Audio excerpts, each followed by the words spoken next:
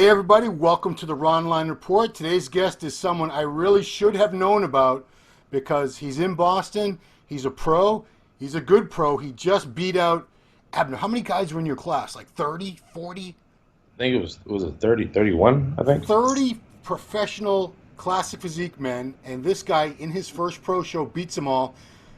You know, my prediction for the show was that Logan would win. I just had the wrong Logan. That's probably, easy mistake, I thought it was going to be Logan Franklin. It was Abner Logan. So Abner, welcome to the show, first of all. Thank you, appreciate you.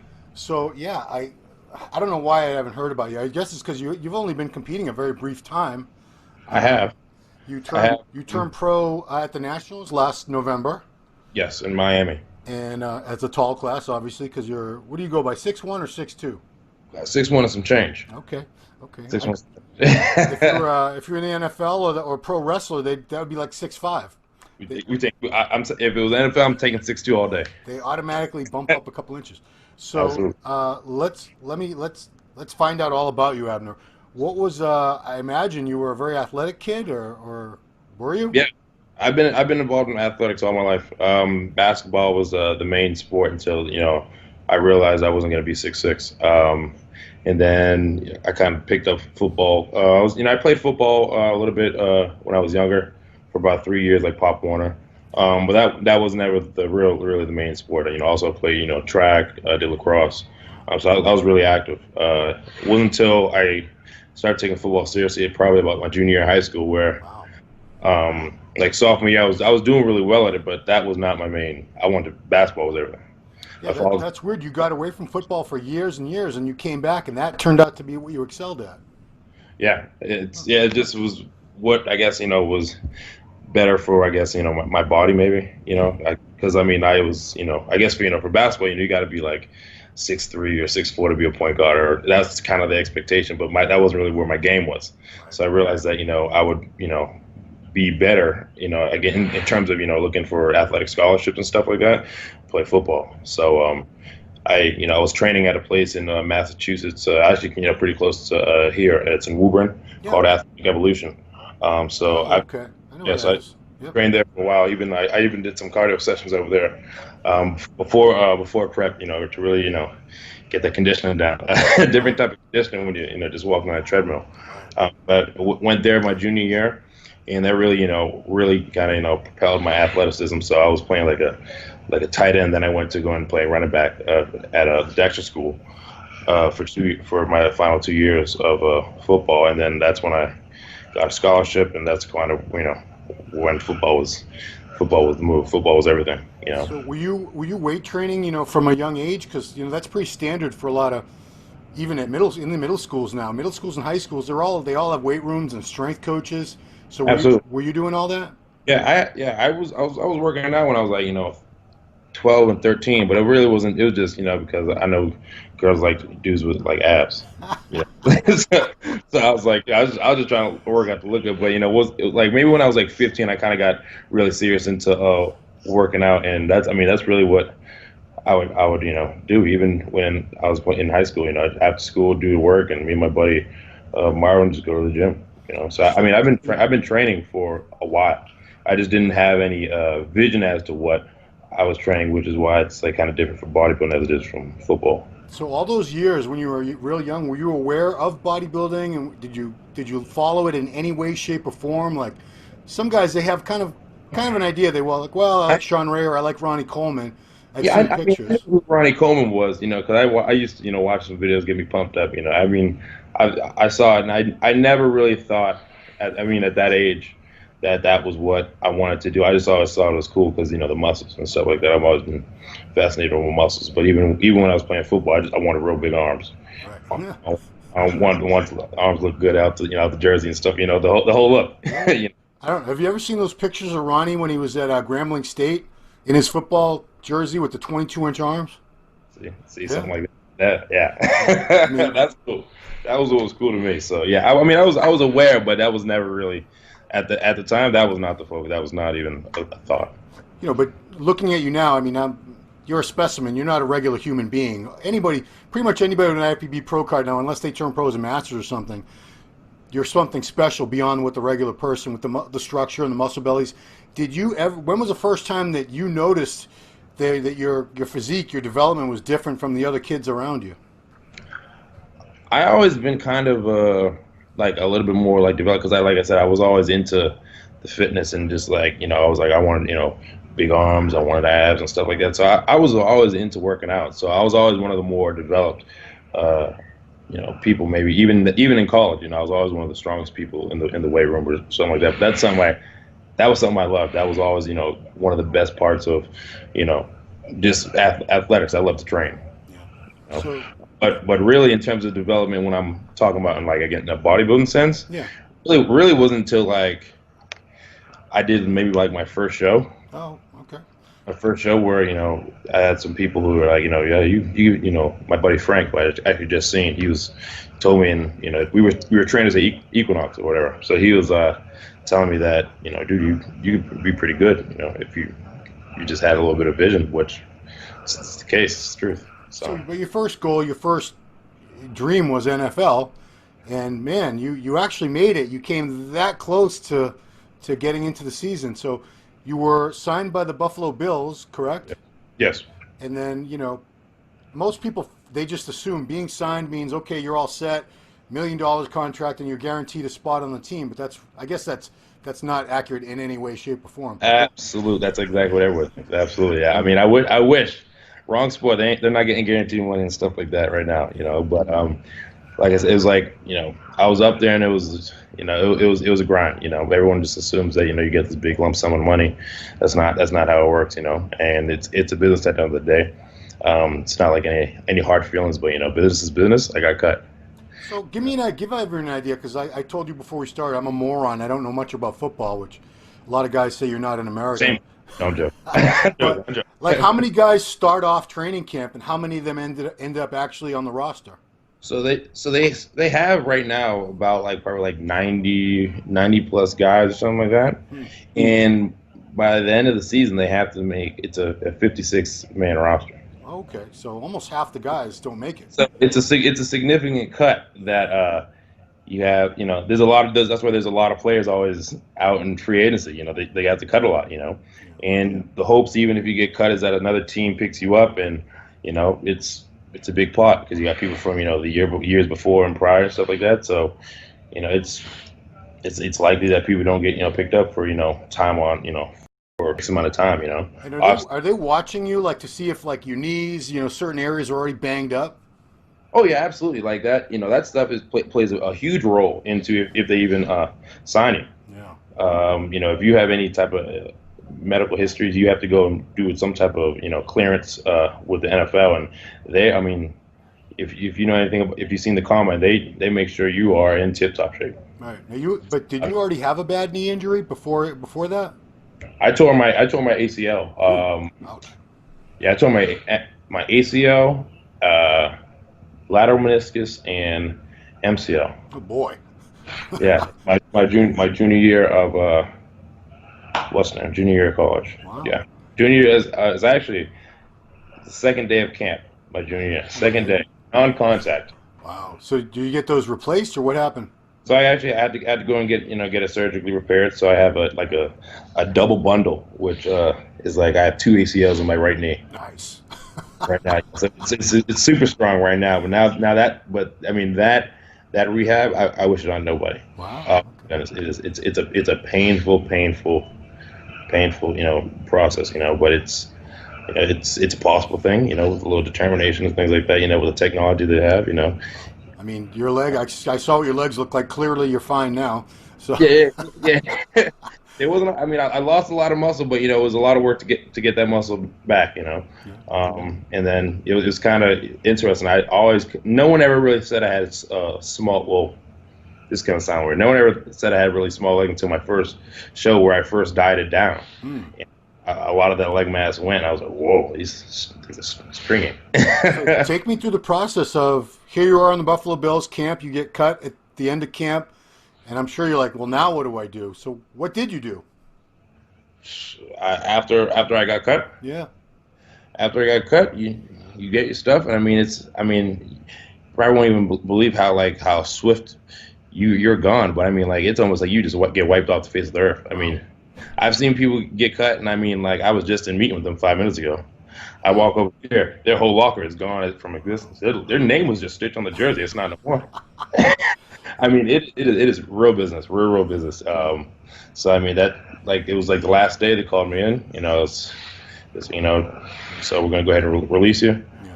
You know, just, and then he gave me a couple words and talked to some of the coaches. You know, their kind words. You know, it was a pleasure having you. You know, it was cool. You know, but I was working hard every day with these, you know, the coaches and stuff like that. It's a different environment. It's real high anxiety because, I mean, you have a bad practice, and especially being someone who is a free agent. I mean, if I do anything wrong, I just thought, man, you can get cut, and you can get, like, fired. You right over there?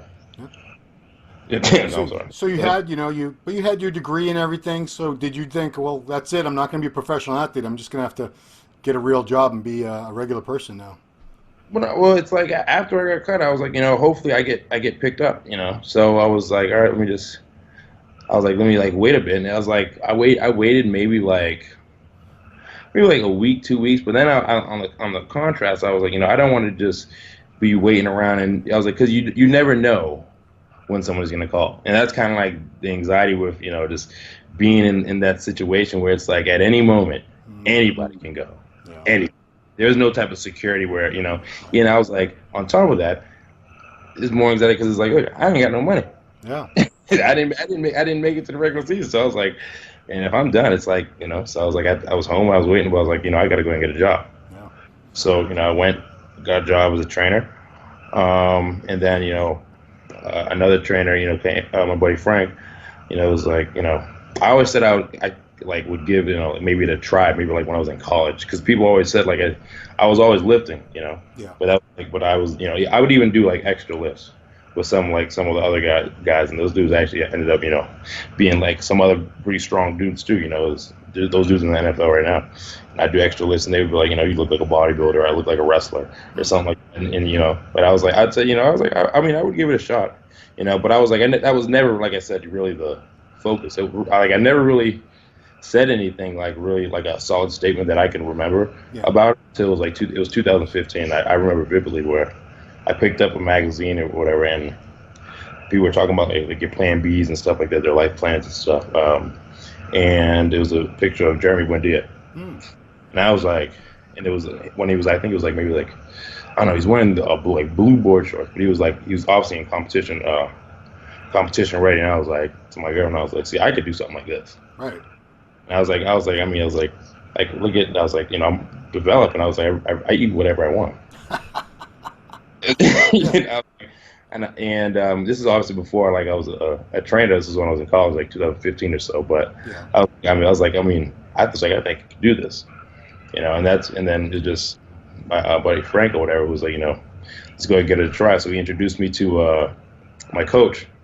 Now, who was a friend of him, who was Justin Randall. Is Frank? I hate to make this all, because people are going to know. Well, stop going off on tangents. Frank Perrella, my fault. No. Is Frank the one that trains down at Bayshore with Justin sometimes? He does, yeah. Okay, mustache, big kid. Yeah, you know Frank. Okay, that's the same Frank. Okay, Frank Perrella, yeah. I didn't know his last name, but okay, so we know it's the same Frank. Okay. Frank, yeah. So Frank, and he introduced me to Justin, so. Yeah, when that happened, I was like, all right, I'm gonna do this bodybuilding show, and I told my girlfriend, I was like, when was this? Because you didn't compete, you didn't start competing until 2018. So when did you decide that it was time to shift over to this?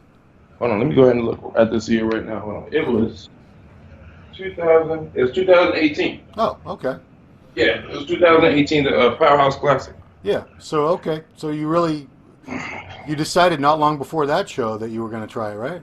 That I would try that if there like offered opportunity. Like I said, I could do it. Yeah. I was like, I think I could do this. But I was like, I had no vision, I had no knowledge of it. Good. But it was just like I like working out, and I was like, look, these dudes model and they do all these things in magazines and stuff like that. I was like, I think I could do that. Did Justin prep you, or did you prep yourself for that show? No, Justin's done all my preps. Okay. Justin's done all my preps. I remember it was like, you know, kind of like a natural thing. When I first seen him, you know, he had me go through the pose and they started like laughing. And I was like, you know, what's so damn funny? You know, Probably, they was like, I'm sure just you like, had no idea what you were doing. So I didn't, but they, you know, you're just kind of like ahead of in terms of like when people like you see it in person and then the pictures and stuff like that. It's just obviously go a lot different. So what made you choose classic? Because you said you had seen a picture of Jeremy Buendia, who was the men's physique Olympia champ 4 times with the board shorts. And Right. classic came along the next year. Hey, you could have gone, you could have done men's physique, you could have done classic, you could have done bodybuilding. What made you? How did you know, or did someone help you decide classic physique was where you would do the best? Well, I actually did like I think I did open Oh, you did open bodybuilding. I did open bodybuilding and I did classic Oh, okay. for my first show. So I did a balance of both, and then Did you win both? the first show, yeah, I won. Yeah, I won like I won it. Yeah, I won open. I won and everything for classic. Okay.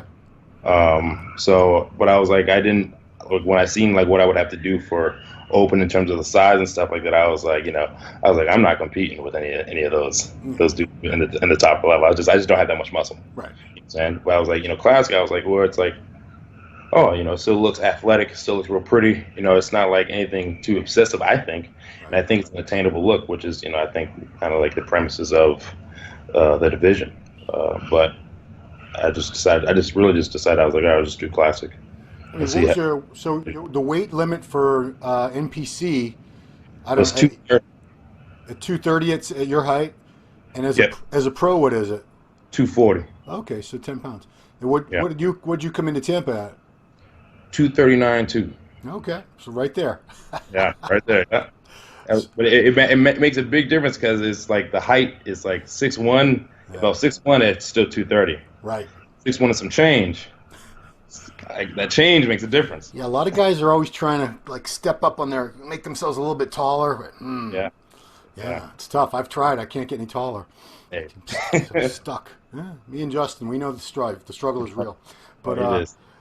so what made you decide on Tampa for your debut? Because you turned pro way back in November. You could have done New York Pro. You could have done Toronto. There was all kinds of shows.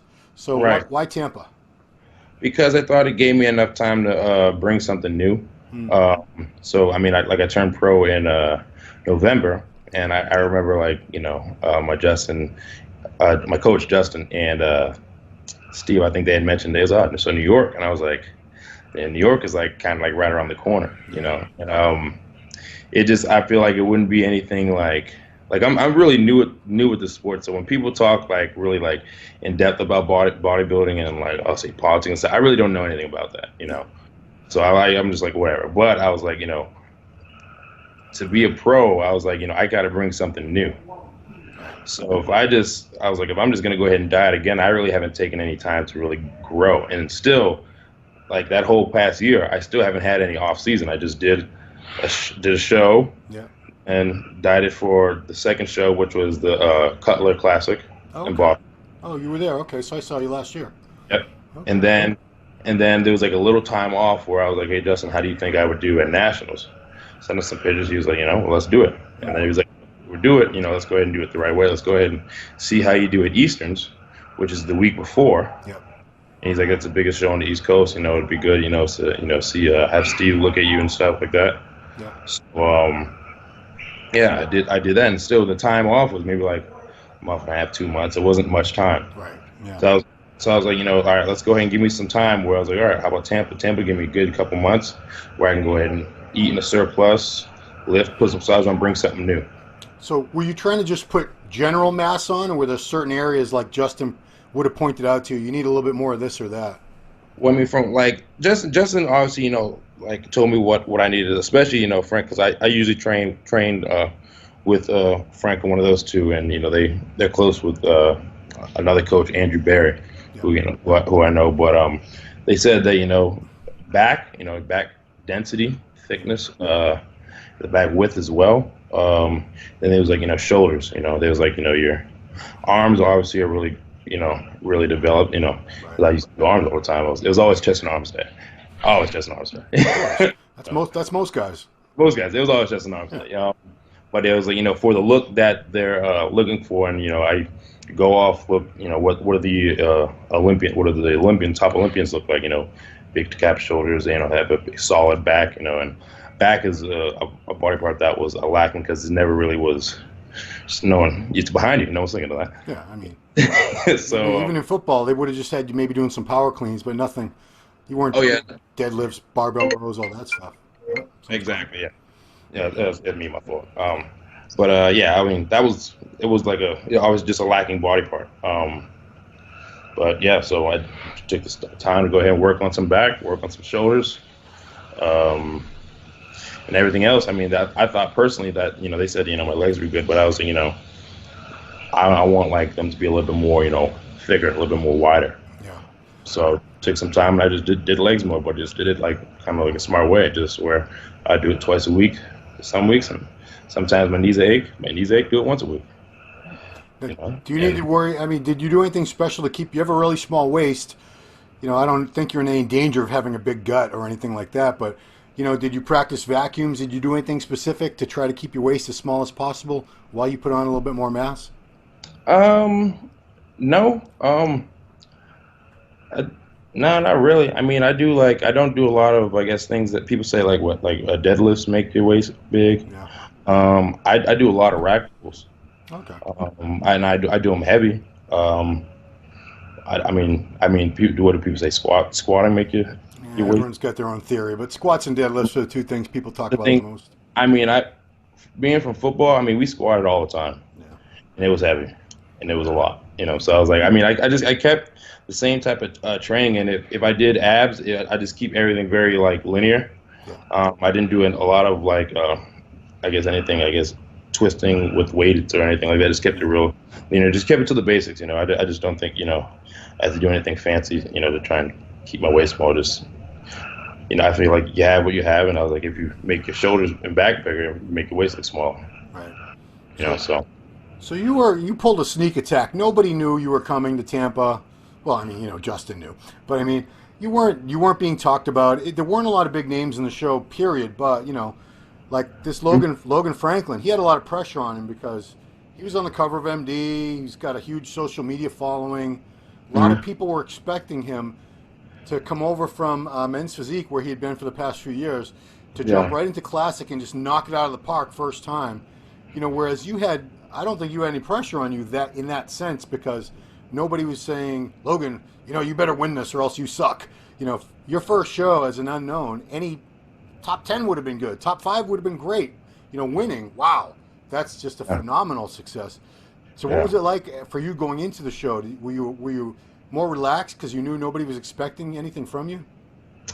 Well, I don't know when no one was I mean, I told everyone I was doing the Tampa.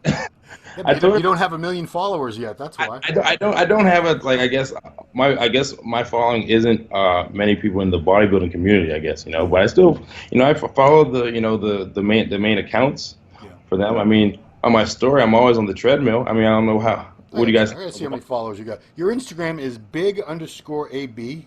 Big __, 2 underscores. Oh, there's 2 underscores. Oh, did I have the wrong guy? Because Boston Lloyd just commented on one of your pictures. Yeah, I follow a couple, bodybuilding, bodybuilding. Oh, that was 2 underscores together. No wonder. Okay, 25.3K. That's not bad, but we got to get you like 250K. Hey, I appreciate that. That'd be cool. So it's big 2 underscores AB, everybody. I almost messed him up with the 1 underscore. It's all good. It's all good. It happens. The person with the 1 underscore is killing it right now. So what was it like, because you just turned pro not that long ago. It hasn't been a year yet. And this was your first experience on a pro stage. It's very rare, especially in physique, where like Ricky Moten, I thought he was going to win, or I thought Logan was going to win. There's certain names you expect just because they've done a bunch of shows and they've either won or been top 5. But like I said, you were not somebody that was on my radar until that day, and like, oh, geez, this guy's really good. I don't know why I don't know who he is. But what was it like coming out of nowhere and just blowing it away like that?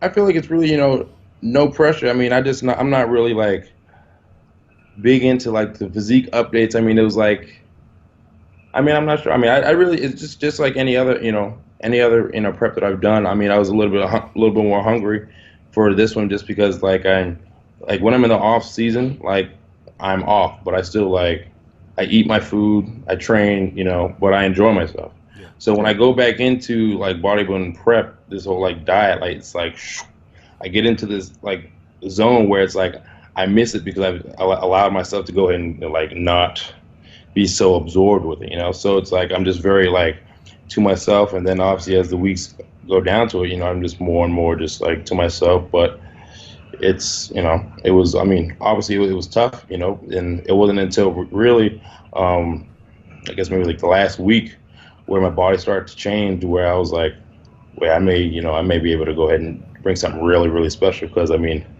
for like my nationals prep, I looked a lot different. I was a lot smaller, Right. and I put on some good size. And you know, it's still a small time that I had the off season, but I mean, I was kind of freaking out. I won't lie. I was kind of freaking out. I was like, yeah, like I'm bigger, but I'm not as crisp. Mm. And you know, the days leading up to it, I was like, you know, like yeah, like it's good, but it's not good enough to win. And that was just being honest with myself, or so I thought at the time. And then, you know, just like probably like the day leading up to the weigh-in, Yeah. that night or whatever, I was Things changed. yeah, things tightened up real nice, you know. So I was like, you know, hey, peak, you know, I was like, wow, that was God. I was like, wow, that was God, because I mean, it was like it was different, because I was like, you know, there was something that I was like, you know, this is it's a new package, but it wasn't good enough to win. Until then I woke up like the last 24 hours, and I was like, no, this may do it. At what point in the judging did you realize, wow, I think I actually have this? I mean, I don't like to go ahead and like speak before like anything's finished, because I know like I've seen plenty of times where, you know, like someone was in the middle and they chose a person that was maybe to the left or to the right. Right. You know? So I was like, when I was, you know, we was going and we was battling at it, they was making us work. So I mean, they moved me out, moved Logan, switched us around a couple more times. But yeah, I think that one of my best features is when we turn around and you can see my glute and hams. Yeah. And you can see that conditioning, and I think it's something where, when, I mean, if you look at a complete package, I think my best feature is that's what I bring. It's everything. You know, some people may have like, oh, better shoulders or better, you know, this, that, and the third, but it's like, all right, who has the overall better completeness or whatever? Yeah, complete total package. Who's got the better total package? That's what I think, and I take big calf on my calves too. Big pride on my calves. I take the details. I work on the details a lot, you know. So I was like, you know, but like I said, you know, once I woke up or whatever, I was well, I don't want to say a different mindset, but I knew that this was going to be something different. It definitely was not. I was going to exceed my expectations at first. Right. Now, before I talk about the Olympia, I'm going to back up. I told you I would ask about this because I Googled you.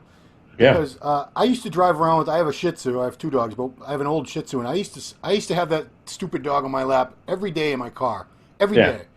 Yeah. And so I Googled you, and you actually they did pull you over in Somerville back in June of this year, right? Yeah, it was July 4th. Oh, it was July 4th. Is it illegal to have a dog on your lap when you drive? Apparently it is. Oh, gee, shit, I broke the law many times.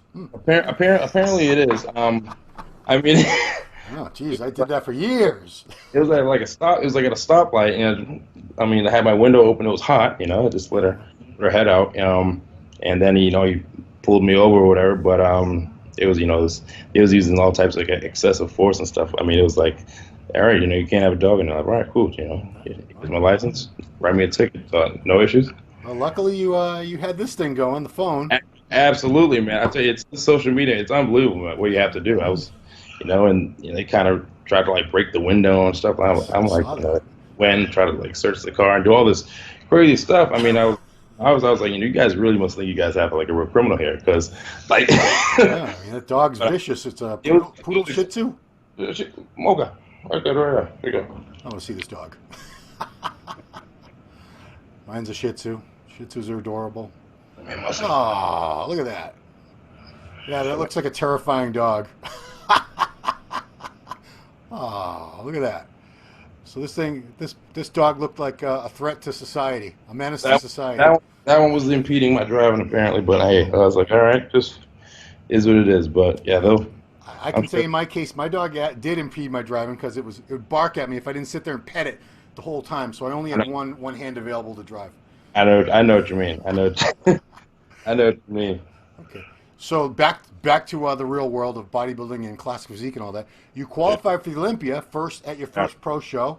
So first question, are you going to the Olympia? Oh yes, absolutely. Okay. Second question, what are you going to do between now and then? Is there anything you're going to try to improve on? What do you want to be different about your physique when they see you at the Olympia versus Tampa? My conditioning can be better. I thought, I told my coach, and we had a serious talk because he wasn't able to actually be there this time, so because he was guest posing. Okay. No, I told him that I think we could push the conditioning, and he completely agrees. And I just think they said, my coach said, with the density and the size and the conditioning, and especially with me being a taller guy, like if you push the conditioning, you could even see more lines with me. So I think that's really would be my big focus. And of course, posing. I do think my posing is pretty good, but the thing is, I want, for the Olympia, for an opportunity like this. It's pretty much like the Super Bowl. I want it to be epic, and I want it to be special. You gotta go see Kenny. Kenny, Kenny, yeah. Yeah, I talked to Kenny, and I also talked to Terrence Ruffins. Okay. Oh, okay. Yep. He's good too. I didn't. That's going to be he lives. Where does Ruffin live? I think he may live in Maryland, but I also think maybe Tampa. Strange. There he is right now. So you probably have to Skype with him to do the posing. Right. Okay. But so, that's something that I definitely want to go ahead and bring up for the O. And I think with a routine or something like that, I think it's necessary. Yeah. Who are the guys in classic physique right now that you look up to that you think really represent the division the best?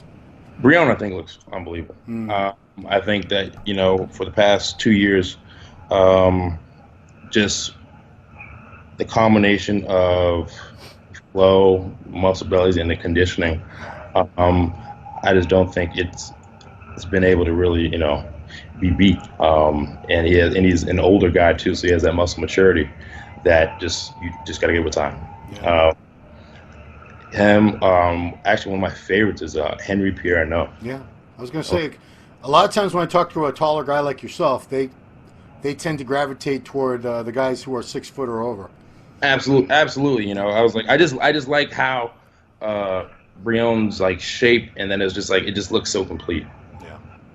Then secondly, Henry Pierre-Arnault, I think his physique is just unbelievable. I think his back is just like, I tell you, it's personally, I thought he should have got higher. Fourth was really good, but yeah, he could have. I'm a fan of his, so I was like, I think he should have got higher. But those are two people that I, in the past, I guess, Olympians, who I really, emulate their, physiques, or I want, specific things like how theirs are, obviously there's C-Bum, whose shape is, phenomenal, George Peterson, really hard, comes really hard, obviously, really, amazing back, things like that. So it's like, they're people. Those people up there, obviously, they're very deserving, and they all bring something special to the table. And it's just, when I step up there, I have to go ahead and bring something special too. Right on. All right. Well, I want to give you a chance to thank anybody that's been part of your team, that's been part of your success so far. Oh, absolutely. Big shout out to Hard Body Meals, who I got all my food from this prep, which has been different. It's been able to help me out tremendously. Shout out Hard Body Meals. My coach, Justin Randall, buddy Frank, Lady Bianca. It's, I don't know if maybe if you have a wife, but the significant other plays a huge role in your success. You call her Lady Bianca? I said my lady. Oh, my lady. I thought maybe that was like her title. Yeah. Oh no, Lady Bianca. Oh no. Yeah. Okay, Bianca. That's funny. But she did all my tanning and stuff like that. So big shout out to her. That's pretty much all I can think of. I'm sure I'm forgetting. Oh, Mark at Flex Appeal. Buddy Mark at Flex Appeal is just another source of information. Andrew Berry, obviously he was there in replacement of Justin. Huge shout out to him, and his lady Rachel. But yeah, that's pretty much it. And anyone who obviously, obviously supporters and everyone who's always in my corner or whatever, I really deeply appreciate it. You know what I'm saying? And we're just gonna go ahead and get better though. Last question: how'd you get that sword? Because all the overall champs got a sword. How'd you get it on the plane? Did they give you a lot of trouble over that? Oh my goodness, man! Yeah, it was a hassle to get that thing on. I mean, next time they gotta go ahead and just ship it. But I mean, I really stopped TSA. And I was like, look, man, I'm not gonna go take off this plane. Y'all go ahead and take it, put it on the plane for me. I don't want no issues, man. But I can't leave this thing here. So, I guess the manager or the supervisor at TSA went and made like a makeshift, broke a bunch of boxes up, and we tied it up. And then I had to go and take the transit thing all the way back to the beginning, have them go ahead and put that on the carry-on, the under luggage or whatever. Right. The one and stuff like that. And we just fingers crossed and hoped it wouldn't get broken. But it's over there. It's good. We made it happen. Because I mean, it was a nice sword. It wasn't like a samurai sword or a Conan sword. And exactly. I was like, look, it's dull. It's not even. I couldn't cut nothing. It looked like it was more decorative than anything else. But absolutely. And I was told, this is not even for pretend. This is strictly a trophy. And I was like, man, I worked too hard for this. I can't leave this. But they was able to work with me and get that through. So shout out to Tampa Bay TSA for allowing me to get that through. And I got to take another opportunity to thank Tim Gardner. What an efficient show that guy runs. Because that was great. 302 pros, and I believe he had like 300 amateurs in the NPC show. Wow. And that thing ran like clockwork. We were out of there Saturday at like 7. No, I'm sorry. Saturday went a little later, but we were. And that's what I've heard, that he always runs really well run shows. So yeah, big shout out to Tim Garner, for throwing on a great production. Appreciate it. Obviously very honored to go ahead and be the Classic C champ. Well, Abner Logan, congratulations one more time. I want to encourage everyone, go to Instagram, big2_AB. _AB. This yes, guy sir. needs more followers. 25. This guy should have 250K. Come on, people. Easily. I mean, really. Come on. Appreciate you. So best of luck over the next 5.5 weeks now. It's coming up. Gee, time is just flying by. This year, I mean, once I got out of college, it just seems like they just press fast forward on life, didn't they? Wait till you're my age, dude. It just, oh man, you blink and like a month has gone by. It's crazy. Unreal. So everybody look forward to seeing Abner Logan at the Olympia. 5.5 weeks, making his Olympia debut. He's already made his pro debut and won it, which is not an easy thing. Doesn't happen all the time. So, we all wish you the best of luck and look forward to see what you got next for us. Thank you. Appreciate it. Better. All right. For the Ronline Report, this has been Ron Harris with IFBB Pro Abner Logan. Thanks for watching.